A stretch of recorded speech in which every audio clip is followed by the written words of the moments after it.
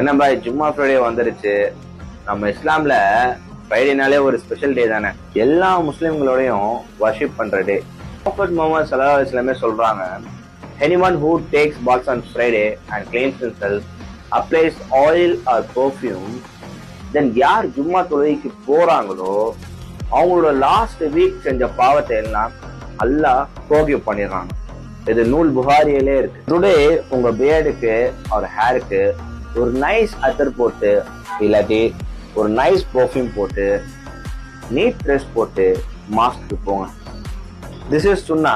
ஏன்னா ப்ராஃபட் முஹம்மது ஸல்லல்லாஹு அலைஹி வஸல்லுக்கு அவ்வளோ கிளீனா இருக்க பிடிக்கும் அண்ட் அவங்க ஃப்ராக்ரன்ஸ் யூஸ் பண்ணுவாங்க. ஸோ என்ன பாய், smell fresh, dress neat and get Allah's blessings. ஜும்மா முபாரக்.